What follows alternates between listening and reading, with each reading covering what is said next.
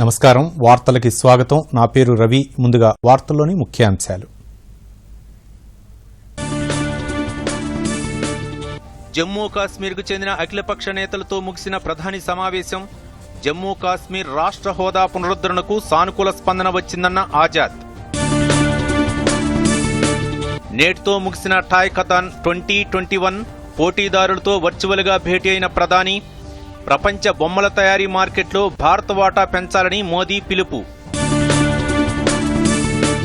తెలంగాణలో delta plus variant కేసులు నమోదు కాలేదన్న హెల్త్ డైరెక్టర్ రాష్ట్ర వ్యాప్తంగా 97 లక్షల మంది వ్యాక్సిన్ వేయించుకున్నారని వెల్లడి జూలై 31లోగా 12వ తరగతి ఫలితాలను ప్రకటించాలన్న సుప్రీంకోర్టు 10 రోజుల్లోగా ఆయా రాష్ట్రాల బోర్డులు మూల్యాంకన విధానాన్ని రూపొందించాలని ఆదేశం టీఎస్ఐ సెట్ గడువు పొడిగింపు ఎలాంటి ఆలస్య రుసుము లేకుండా ఈ నెల 30వ తేదీ వరకు దరఖాస్తు చేసుకునే అవకాశం టీఆర్ఎస్ పాలనలో వ్యవసాయం పండగలా మారిందన్న మంత్రి జగదీష్ రెడ్డి ఏరువాక పున్నమి సందర్భంగా సూర్యాపేటలో వ్యవసాయ పనులు ప్రారంభం హుజూరాబాద్ ఎన్నికలతో బీజేపీ దిశ మారబోతుందన్న ఎమ్మెల్యే రఘునందన్ పార్టీ గెలుపు కోసం కార్యకర్తలంతా కష్టపడి పనిచేయాలని పిలుపు కోవిడ్ మహమ్మారిని అరికట్టేందుకు ప్రతి ఒక్కరూ తప్పనిసరిగా మాస్కును ధరించాలి, భౌతిక దూరం పాటించాలి, తరచూ చేతులు కడుక్కోవాలి, వ్యక్తిగత శుభ్రతను పాటించాలి. అర్హత ఉన్నవారందరూ తప్పనిసరిగా వ్యాక్సిన్ వేయించుకోవాలి.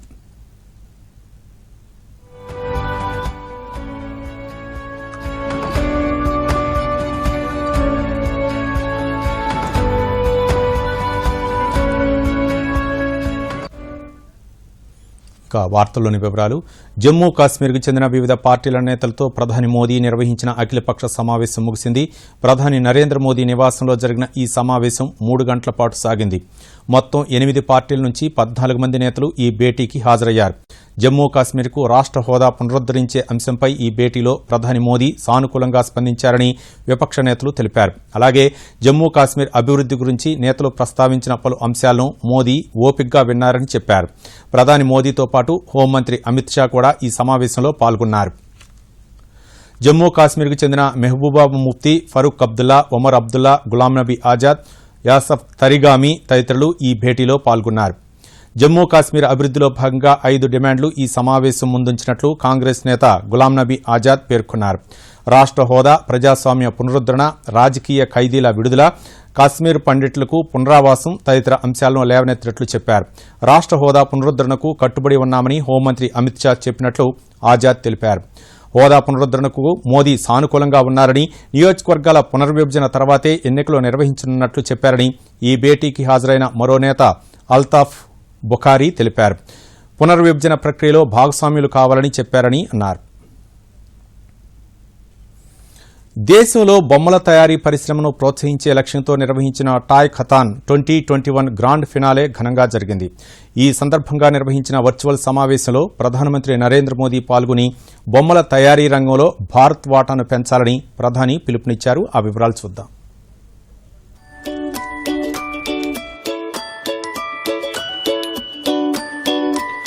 ఒకప్పుడు ఆటబొమ్మలకు నెలవైన మన దేశం ఇప్పుడు 80% పైగా ఆటబొమ్మలను విదేశాల నుంచి దిగుమతి చేసుకుంటుంది.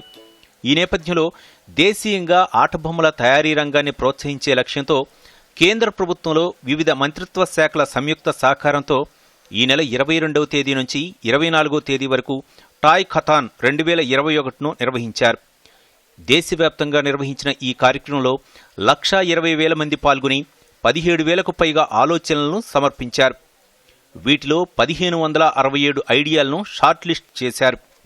టాయ్ కథాన్ 2021 గ్రాండ్ ఫినాలే సందర్భంగా గురువారం నిర్వహించిన వర్చువల్ సమావేశంలో ప్రధానమంత్రి నరేంద్ర మోదీ పాల్గొన్నారు. దేశవ్యాప్తంగా వివిధ ప్రాంతాల్లో ఏర్పాటు చేసిన 6 నోడల్ కేంద్రాల్లో పాల్గొన్న జట్లతో ప్రధాని స్వయంగా సంభాషించారు. హైదరాబాద్లోని CMR college of engineering and technology Telangana nodal సెంటర్గా వ్యవహరించింది. ఇందులో పాల్గొన్న 13 జట్లలోని కొందరు విద్యార్థులు స్వయంగా ప్రధానమంత్రితో తమ ఆలోచనలు పంచుకున్నారు. నమస్తే, we are from Delhi Public School. This is Yash, Sneha and I am Vedika. We are at CMR College, Hyderabad, Telangana. It is my pleasure to introduce you to our board game, Krida View, inspired by the war strategy Chakravyu, designed by Dronacharya for the famous Battle of Kurukshetra in Mahabharata. It was an excellent military multi-tiered spiral formation. This innovative board game found its roots at our school during the multidisciplinary CBSE Art Integrated Learning Project under the aegis of our Prime Minister Shri Narendra Modi ji's Ek Bharat Shresth Bharat initiative, where our state of study was Haryana last year. Thanks to the Government of India initiative Toykathon 2021 for providing us the opportunity to take it to the next level. क्या शुभ नाम बेटा तुम्हारा? This is the prototype for Krida View 1. It is for age levels 12 years and above, and it has the maths concept of laws of exponents. This can be played by 2 to 5 players. There are various blocks like the normal blocks, the white blocks, the green blocks which have the multiplication of exponents, and there are the colorful blocks which are the Sena formation blocks like Sena Mukha, Patti, Kulma, etc. There are also red blocks that are the danger blocks known as the Vignasas. Also, the player is known as a winner if he teaches Mahayodha and also comes out. We also have another board version with a braille script for the visually impaired children. The braille scripts have a symbol L with them to represent the number series on their left bottom corner, whereas for the colorful blocks, the braille script is on the right to represent alphabets. We have also an app coded from Pictoblocks which helps the visually challenged children to ask questions and they get to know what to do on a certain block. We are also having version for lower grade students, Krida View 2 and Krida View 3. In Krida View 2, we have the concept of factors and multiples along with Vedic maths. So instead of the exponents block in Krida View 2, we have the Jnana cells, and instead of the Sena formation patterns, we have the Astra cells. If somebody lands on the Astra cell, he or she needs to perform a particular yogasana and follow the instruction given. मतलब कोई बड़ा व्यूह रचना करनी है तो मैं आपको भेजूंगा तो चलेगा ना? धन्यवाद सर. అనంతరం ప్రధానమంత్రి నరేంద్ర మోదీ మాట్లాడుతూ దేశం కోట్లాది రూపాయల విలువైన 80% బొమ్మలను దిగుమతి చేసుకుంటోందని, ఈ పరిస్థితిని మార్చాల్సిన అవసరం ఎంతో ఉందన్నారు. ప్రపంచ బొమ్మల మార్కెట్ విలువ సుమారు $100 బిలియన్ వాటా కాగా అందులో భారత్ వాటా కేవలం $1.5 బిలియన్ మాత్రమేనన్నారు. ప్రపంచ బొమ్మల తయారీ మార్కెట్లో భారత్ వాటా పెంచడానికి ప్రయత్నించాలన్నారు. Bureau report, Doordarshan news. తెలంగాణలో ఇప్పటి వరకు 97 లక్షల మంది ప్రజలు వ్యాక్సిన్ వేసుకున్నారని రాష్ట్ర ప్రజారోగ్య శాఖ సంచాలకులు డాక్టర్ శ్రీనివాస్ తెలిపారు. వారిలో 83 లక్షల మంది మొదటి డోసు వేసుకున్నట్లు చెప్పారు. రాష్ట్ర వ్యాప్తంగా మొత్తం 2,20,00,000 మందికి వ్యాక్సిన్ ఇవ్వాల్సి ఉందన్నారు. గ్రేటర్ హైదరాబాద్ మున్సిపల్ కార్పొరేషన్ పరిధిలో 100 కేంద్రాల ద్వారా వ్యాక్సినేషన్ ప్రక్రియను కొనసాగిస్తున్నట్లు తెలిపారు. దీంతో పాటుగా 24 మొబైల్ వ్యాన్ల ద్వారా కూడా టీకాలు అందిస్తున్నట్లు చెప్పారు. జూలైలో 21 లక్షల డోసులు రాష్ట్రానికి రానున్నాయని చెప్పారు. పాఠశాలలు, కళాశాలలు తిరిగి ప్రారంభించాలని ప్రభుత్వం నిర్ణయించిన నేపథ్యంలో టీచర్లు ఐడీ కార్డులు చూపించి వ్యాక్సిన్ వేయించుకోవచ్చునని శ్రీనివాసరావు సూచించారు. రాష్ట్రంలో ఇప్పటి వరకు డెల్టా ప్లస్ వేరియంట్ వెలుగు చూడలేదని, అయినప్పటికీ ప్రజలు అప్రమత్తంగా ఉండాలని డీహెచ్ శ్రీనివాసరావు సూచించారు. ఆంధ్రప్రదేశ్ ప్రభుత్వం నిర్మిస్తున్న రాయలసీమ ఎత్తిపోతల పథకం అక్రమ ప్రాజెక్టేనని మంత్రి వేముల ప్రశాంత్ రెడ్డి స్పష్టం చేశారు. రాయలసీమ ఎత్తిపోతల పథకాన్ని ఆపాలంటూ కృష్ణా బోర్డు జారీ చేసిన ఆదేశాలే ఇందుకు నిదర్శనమన్నారు. గతంలో ఎన్జీటీ కూడా ప్రాజెక్టు నిర్మాణ పనులు ఆపాలంటూ ఆదేశాలు జారీ చేసిన విషయాన్ని మంత్రి గుర్తు చేశారు. అక్కడ ఉన్నాము, పనులు చేయట్లేదు అని గ్రీన్ ట్రిబ్యునల్కి అబద్దాలు చెప్తున్నారు. కానీ ముఖ్యమంత్రి గారు అక్కడ ప్రాజెక్టులు జరుగుతున్న పనులు, ఈ ఫోటోలు, ఇక్కడ అనేక వెహికల్స్, ఇక్కడ hot batching mixing plant, concrete plant, కంకర మిషన్లు, ఇవన్నీ కూడా అనేకమైనటువంటి పనులు అక్కడ జరుగుతూ ఉన్నాయి.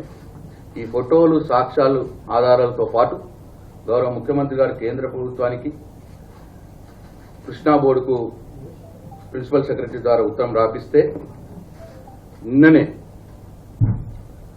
కృష్ణా బోర్డు ఆంధ్రప్రదేశ్ ప్రభుత్వానికి స్పష్టమైన ఆదేశాలు ఇచ్చింది. ఆంధ్రప్రదేశ్ ప్రభుత్వం ఈ రాయలసీమ ఎత్తిపోతల పథకానికి జీవో ఇస్తే ఈ రోజు గుర్తుకొచ్చిందా మీకు? మీరు రాజకీయాలు చేస్తున్నారు, మీకు శ్రద్ధ లేదు అన్న మాట మాట్లాడారు. సరే, వాళ్ళ సంగతి నేను తర్వాత పోతా. కానీ బట్టి గారు, మాకు ఆ సోయి ఉన్నది కాబట్టే మరి వాళ్ళ తెలంగాణ ఉద్యమ నాయకుడికే ఈ ప్రజలు ముఖ్యమంత్రిగా పట్టం కట్టారు.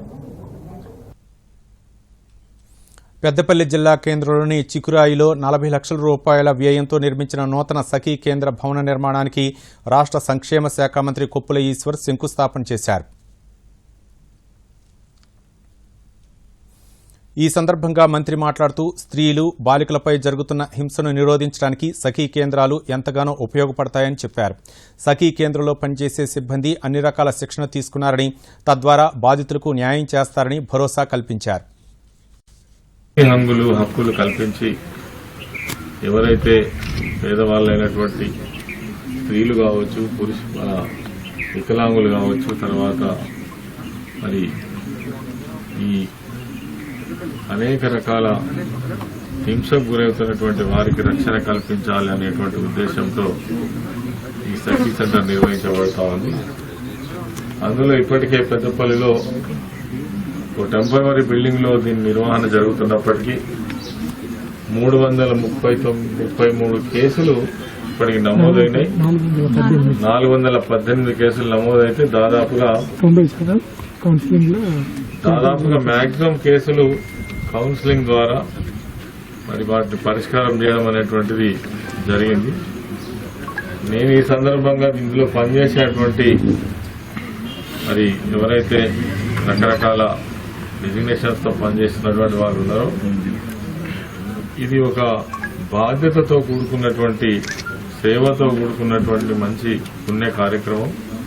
ఎందుకంటే ఎంతో మంది ఆపదలో ఉండి మాకు ఇక్కడికి పోతే న్యాయం జరుగుతుందనేటువంటి ఉద్దేశంతో వచ్చేటువంటి వారికి గొప్ప ఆదరణ ఉండేలాగా, వాళ్ళకు మాకు ఇక్కడికి పోతే ఏదైనా పరిష్కారం అయిందనేటువంటి ఒక మెసేజ్ ఇచ్చేలాగా, వాళ్ళకు ఒక ధైర్యం ఇచ్చేలాగా ఈ సఖీ సెంటర్ నడవాలని కోరుకుంటున్నాను. తెలంగాణలో భారతీయ జనతా పార్టీ దశాదిశను హుజూరాబాద్ ఎన్నికలు మార్చబోతున్నాయని దుబ్బాక శాసనసభ్యులు రఘునందన్ రావు జోస్యం చెప్పారు. కరీంనగర్ జిల్లా హుజూరాబాద్ పట్టణంలో ఏర్పాటు చేసిన బీజేపీ ముఖ్య కార్యకర్తల సమావేశానికి ఎమ్మెల్యే రఘునందన్ రావు హాజరయ్యారు. ఈ సందర్భంగా ఆయన మాట్లాడుతూ హుజూరాబాద్ నియోజకవర్గంలో రాబోయే ఎన్నికల్లో కాషాయ జెండా ఎగిరేలా ప్రతి ఒక్క కార్యకర్త తన వంతు బాధ్యతగా తీసుకోవాలని పిలుపునిచ్చారు. గతంలో దుబ్బాకలో ఏ విధంగానైతే కష్టపడి గెలుపు సాధించామో అదేవిధంగా హుజూరాబాద్లోనూ గెలుపు సాధిద్దామన్నారు. ఈ కార్యక్రమంలో మాజీ మంత్రి ఈట్ల రాజేందర్, పార్లమెంటు మాజీ సభ్యులు జితేందర్ రెడ్డి, రేవూరి ప్రకాష్ రావుతో పాటు పలువురు సీనియర్ నేతలు, బీజేపీ పార్టీ నాయకులు, కార్యకర్తలు పాల్గొన్నారు.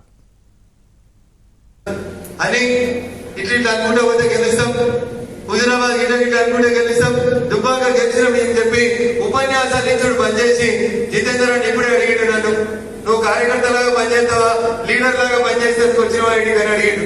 నేను చెప్పిన నేను ఉన్నన్ని రోజులు బరాబరి కార్యకర్తగానే పనిచేస్తానా, లీడర్ లాగా పనిచేసేందుకు హుజూరాబాద్కి రాలేదని చెప్పిన.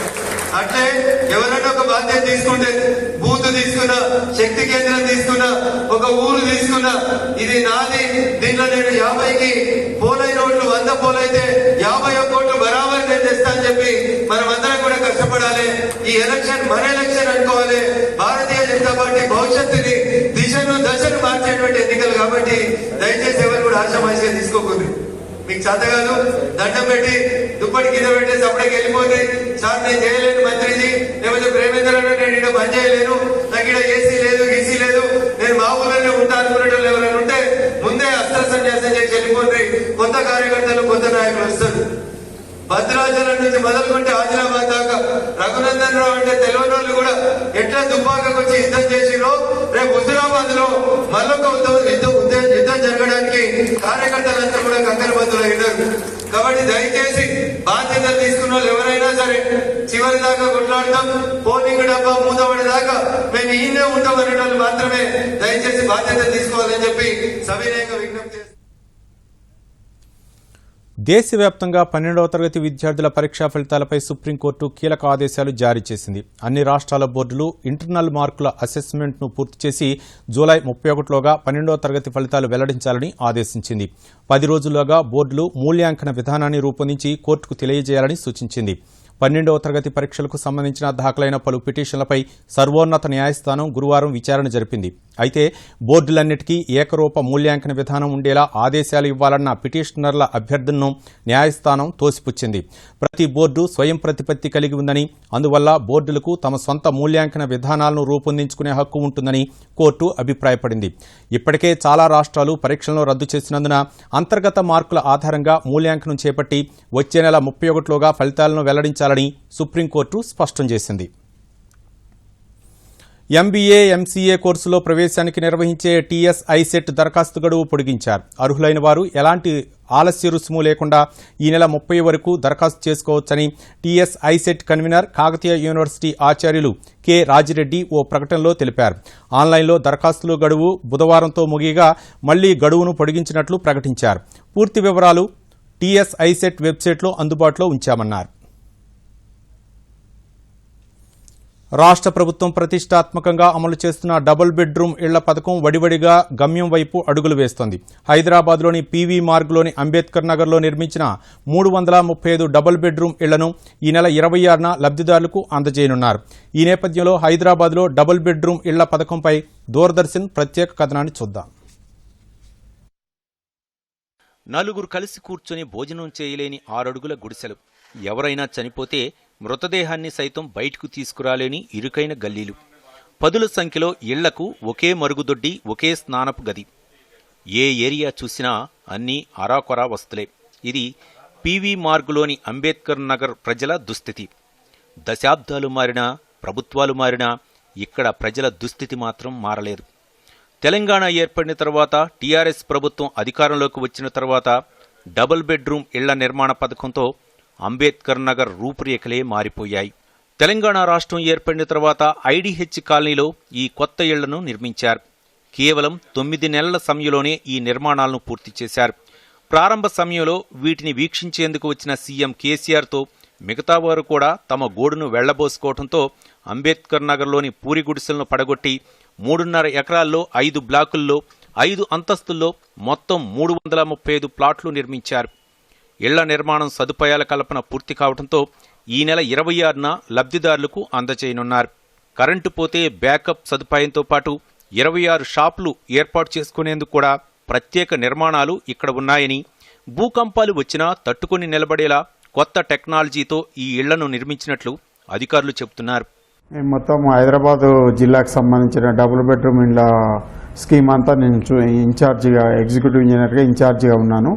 మన దగ్గర ఇప్పుడు ముఖ్యంగా రేపు 26వ తారీఖు నాడు మన రాష్ట్ర మంత్రివర్యులు కేటీ రామారావు గారి చేతుల మీదుగా అంబేద్కర్ నగర్ నెక్లెస్ రోడ్, అంటే ఇప్పుడు పీవీ మార్గ్ అని చెప్పి మార్చిన పేరు, ఆ రోడ్లో ఉన్నటువంటి కాలనీని ఇనాగరేట్ చేయబోతున్నారు. ముఖ్యమంత్రి వర్యులు ఇనాగరేషన్కి వచ్చి వెళ్ళిపోయే దారిలోపు చూస్తే అక్కడ రోడ్డు మీద ఉండి కొంతమంది లబ్ధిదారులు దండం పెడుతుంటే వాళ్ళ కారు ఆపి సారు వాళ్ళ ఇళ్లలోకి వెళ్ళి వాళ్ళ ఇంటి యొక్క పరిస్థితులు చూసి 10 గజాలు, 12 గజాలు, 20 గజాల లోపు ఉన్న ఆ ఇండ్లను చూసి ఇంత దారుణమైన ఇండ్లలో ఎలా ఉంటున్నారో, ఇక్కడ డ్రైనేజ్ సిస్టమ్ సరిగా లేదు, ఏది మంచిగా లేదు, వర్షం వస్తే ఎట్లా ఉంటారు అనే ఉద్దేశంతో ఎమ్మటే ఇండ్లు కట్టియాలని చెప్పి ఆదేశాలు ఇచ్చారు.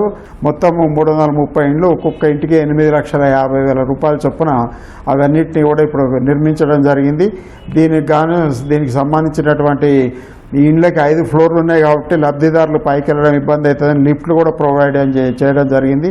ఆ లిఫ్ట్లు ఎప్పుడు స్టాండ్ పై ఎప్పుడైనా కరెంటు పోయినా వాళ్ళకి ఇబ్బంది కావద్దని చెప్పి జనరేటర్లు కూడా పెడుతున్నాము. దాంతోపాటు ఒక 26 షాపులు కూడా కన్స్ట్రక్షన్ చేయడం జరిగింది. అది రోడ్డు సైడ్ ఉంది కాబట్టి ఆ షాప్స్ని రెంట్కి ఇచ్చి దాని మీద వచ్చేటువంటి ఆదాయంతో వీళ్ళకి ఎలాంటి లబ్ధిదారులకు ఇబ్బందులు రాకుండా ఆ లిఫ్ట్, కరెంటు బిల్లులు కానీ, తర్వాత మోటార్లు, సంపు, మంచినీళ్ళ కోసం సంపు కట్టి మోటార్ తోటి సీలింగ్ మీద ఉన్న ట్యాంకుల్లోకి వాటర్ సప్లై చేస్తున్నాము. ఆ మోటార్ ఖర్చులు, కరెంటు బిల్లులు, కామన్ ఏరియాస్ మెయింటెనెన్స్, వీటన్నిటి కోసం ఆ 26 షాపులని రెంట్కి ఇచ్చి ఆ వచ్చే ఇన్కమ్ తోటి.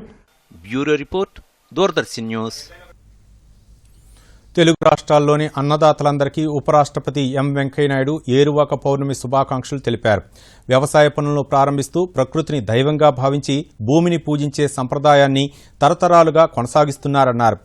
వర్ష ఋతువు ఆరంభమయ్యే జ్యేష్ఠ పౌర్ణమి నాడు భూమిని పూజించడమే గాక వ్యవసాయానికి ఆధారమైన పశుసంపద రోగాల బారిన పడకుండా పలు సంప్రదాయ కార్యక్రమాలు నిర్వహించడం ఆనవాయితీగా వస్తోందంటూ వెంకయ్యనాయుడు ట్వీట్ చేశారు. చిన్నతనంలో ఏరువాక పౌర్ణమిని ఊరంతా పండుగలా జరిపేవారని గుర్తు చేసుకున్నారు. భారతీయ సంప్రదాయం ప్రతి పనిని యజ్ఞంగానే భావించిందని, అందుకే ఏరువాక సైతం రైతులకు సంప్రదాయ ఉత్సవమైందన్నారు. వేల ఏళ్లుగా సాగుతున్న ఇలాంటి సంప్రదాయాల గురించి యువత తెలుసుకుని రైతన్నల శ్రమశక్తిని గౌరవించాలని ఆకాంక్షిస్తున్నట్లు ఉపరాష్ట్రపతి ట్వీట్లో పేర్కొన్నారు. ముఖ్యమంత్రి కేసీఆర్ నాయకత్వంలోని టీఆర్ఎస్ పాలనలో తెలంగాణ రాష్ట్రంలో వ్యవసాయం పండుగలా మారిందని, రైతన్నలు పోటీ పడుతూ పసిడి సిరులు పండిస్తున్నారని మంత్రి జగదీష్ రెడ్డి అన్నారు. సూర్యాపేట నియోజకవర్గంలోని గాజల మల్కాపురం గ్రామంలో రైతులతో కలిసి ఏరువాక కార్యక్రమంలో మంత్రి పాల్గొన్నారు.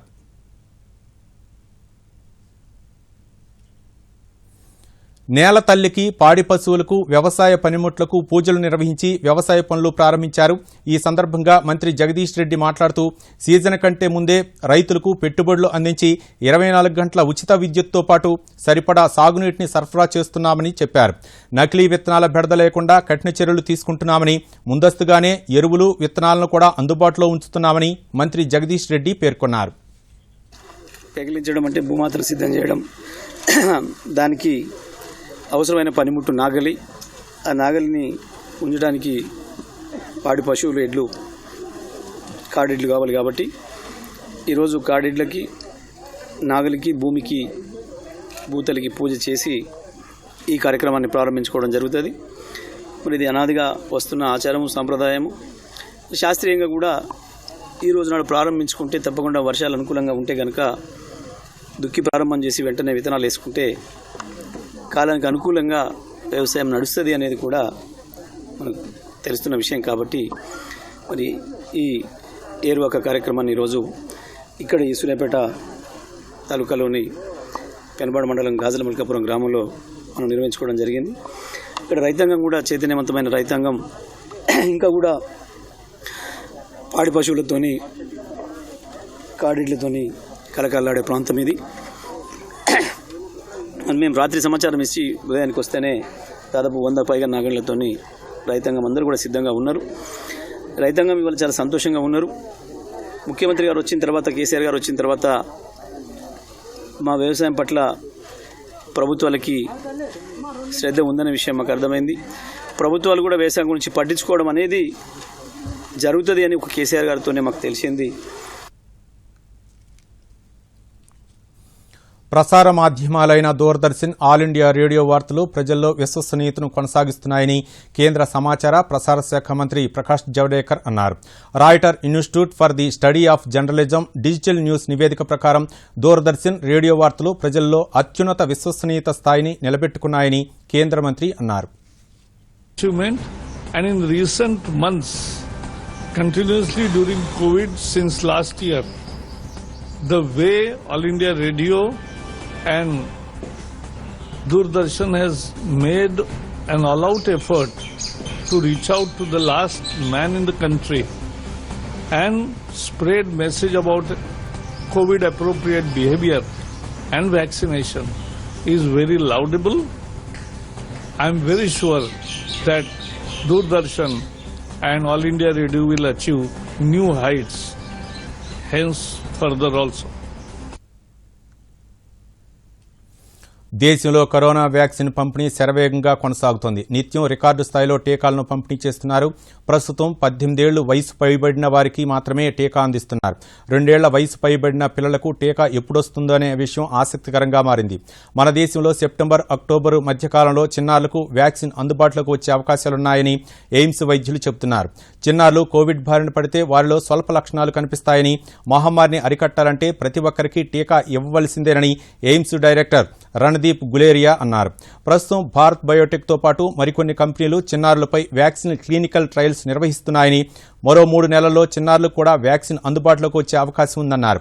కోవాక్సిన్, జైడస్, క్యాడిలా సంస్థలకు డీసీజీఐ నుంచి అనుమతులు లభించిన వెంటనే వ్యాక్సిన్ అందుబాటులోకి వస్తుందని, దీంతో దేశవ్యాప్తంగా చిన్నారులకు కూడా వ్యాక్సినేషన్ ప్రక్రియ ప్రారంభమవుతుందన్నారు. జనసంఖ్య, కేసుల పెరుగుదల, టీకాల వృధా నియంత్రణ ప్రాతిపదికనే రాష్ట్రాలకు కోవిడ్ వ్యాక్సిన్లు కేటాయిస్తున్నట్లు కేంద్రం స్పష్టం చేసింది. కోవిడ్-19 వ్యాక్సిన్లు రాష్ట్రాలకు పారదర్శకంగా కేటాయించలేదని వచ్చిన ఆరోపణలు నిరాధారమైనవని కేంద్ర ఆరోగ్య శాఖ కొట్టిపారేసింది. ప్రపంచ ఆరోగ్య సంస్థ మార్గదర్శకాల ఆధారంగానే భారత్లో టీకా పంపిణీ కార్యక్రమం నిర్వహిస్తున్నట్లు తెలిపింది. క్రమబద్దమైన ప్రణాళికను అనుసరిస్తూ రాష్ట్రాలు, కేంద్రపాలిత ప్రాంతాల సమర్థవంతమైన భాగస్వామ్యం ద్వారా వ్యాక్సినేషన్ను అమలు చేస్తున్నామని గురువారం ఓ ప్రకటనలో పేర్కొంది.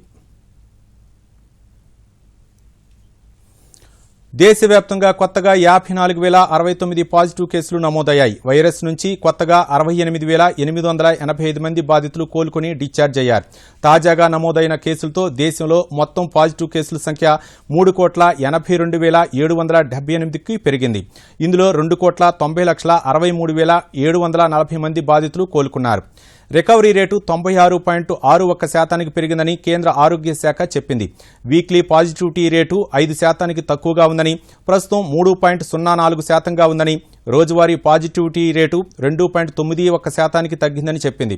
ఇప్పటి వరకు మొత్తం 39.78 కోట్ల కోవిడ్ టెస్టులు నిర్వహించినట్లు తెలిపింది. ఇదిలా ఉండగా తెలంగాణలో కరోనా వ్యాప్తి క్రమంగా తగ్గుముఖం పడుతోంది. రాష్ట్రంలో కొత్తగా 1,088 కరోనా కేసులు నమోదయ్యాయి. జీహెచ్ఎంసీలో కొత్తగా 137 కేసులు నమోదయ్యాయి. దీంతో ఇప్పటి వరకు రాష్ట్రంలో కరోనా కేసుల సంఖ్య 6,17,776కి చేరింది. వైరస్ నుంచి కోలుకొని కొత్తగా 1,511 మంది డిశ్చార్జ్ అయ్యారు. రాష్ట్రంలో ప్రస్తుతం 16,030 యాక్టివ్ కేసులు ఉన్నాయి. కంటికి కనిపించని కరోనా ప్రపంచవ్యాప్తంగా ఎన్నో సమస్యలను సృష్టిస్తోంది. కోట్లాది మంది జీవితాలను చిన్నాభిన్నం చేస్తోంది. ఉపాధి కరువై కొందరు, ఆకలి బాధలు, ఆర్థిక సమస్యలతో ఇంకొందరు, కనీసం తమ వారికి అంత్యక్రియలు కూడా చేయలేని దుస్థితిలో మరికొందరు. ఇలా ఒక్కొక్కరిది ఒక్కో సమస్య. సమస్యల్లో ఉన్నవారికి చేసే చిన్న సాయం కూడా ఎంతో గొప్ప స్ఫూర్తిని కలిగిస్తుంది. కరోనా కారణంగా పేదలు పడుతున్న ఇబ్బందులకు చెల్లించిన కొందరు కుల, మత, వర్గ భేదాలకు అతీతంగా ఆ పన్నులను ఆదుకుంటున్నారు.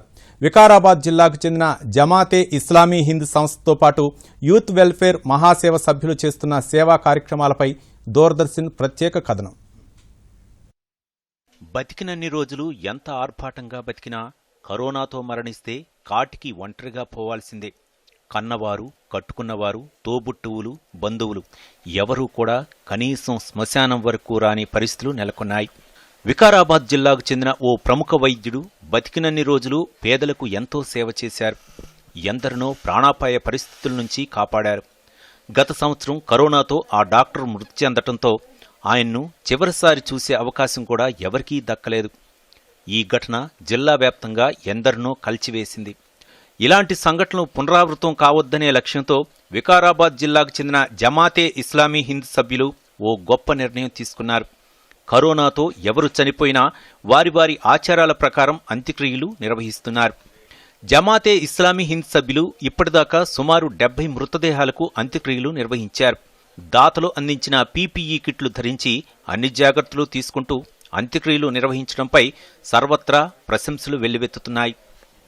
వీరి సేవతో స్ఫూర్తి పొందిన వికారాబాద్కు చెందిన లారీ ట్రాన్స్పోర్ట్ యజమాని గోపాలకృష్ణ సైతం మహాసేవ పేరుతో ఓ సంస్థను ఏర్పాటు చేసి మరికొంతమంది సభ్యులను చేర్చుకుని కరోనాతో మృతి చెందిన వారికి అంత్యక్రియలు నిర్వహిస్తున్నారు. ఇప్పటిదాకా 20 మృతదేహాలకు మహాసేవ సభ్యులు అంత్యక్రియలు నిర్వహించారు. ఈ సందర్భంగా జమాతే ఇస్లామీ హింద్ యూత్ వెల్ఫేర్ అధ్యక్షులు కమల్ అఖ్తర్ సోహైల్ హైమద్ దూరదర్శన్తో మాట్లాడారు. అంత్యక్రియలు నిర్వహించడాన్ని తాము దైవ కార్యంగా భావిస్తున్నామని, కులమతాలకు అతీతంగా వారి వారి సంప్రదాయ పద్ధతుల్లోనే అంత్యక్రియలు నిర్వహిస్తున్నామని చెబుతున్నారు. यूथ वेलफेयर तांडव के तहत हम तांडव में आखिरी रसूमात करने की हम गए साल से शुरू करे थे.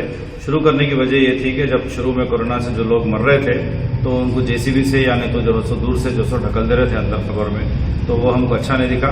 हम बोले कि आखिरी रसूमात रेस्पेक्ट से करना चाहिए बोल के हम ये काम शुरू करें. यानी सैनिटाइजर यूज करना है, पीपी किट्स यूज करना है, जो भी हम एहतियाती तौर पर हम वो सारे यूज कर रहे हैं. फिर साथ ही साथ हम इसके अंदर सबसे ज्यादा खुशी की बात यह है कि हमारी फैमिली के पूरे लोग इसके लिए बिल्कुल रेडी थे.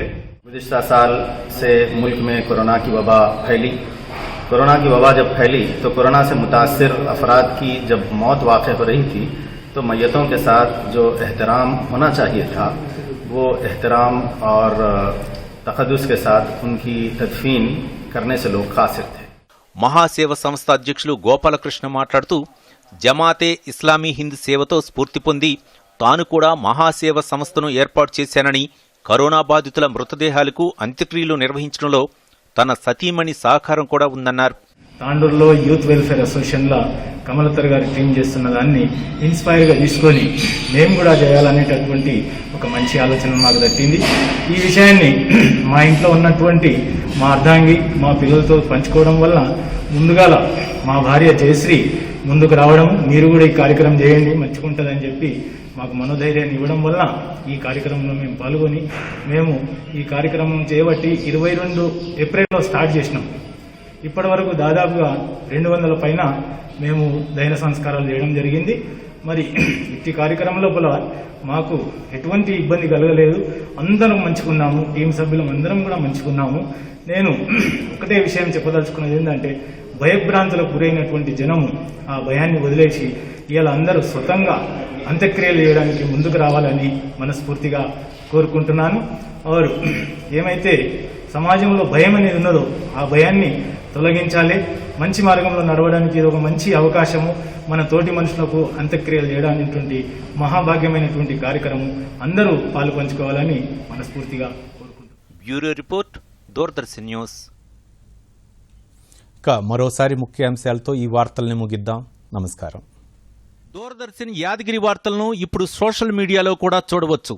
యూట్యూబ్ అయితే DD న్యూస్ తెలంగాణ, ట్విట్టర్ అయితే DD news Telangana @DD Yadagiri news, మరి ఫేస్బుక్ అయితే DD న్యూస్ తెలంగాణలో చూసి సబ్స్క్రైబ్ చేసి లైక్ చేయండి, షేర్ చేయండి. జమ్మూ కాశ్మీర్కు చెందిన అఖిలపక్ష నేతలతో ముగిసిన ప్రధాని సమావేశం. జమ్మూ కాశ్మీర్ రాష్ట్ర హోదా పునరుద్ధరణకు సానుకూల స్పందన వచ్చిందన్న ఆజాద్. నేటితో ముగిసిన టాయ్ కథాన్ 2021 పోటీదారులతో వర్చువల్గా భేటీ అయిన ప్రధాని.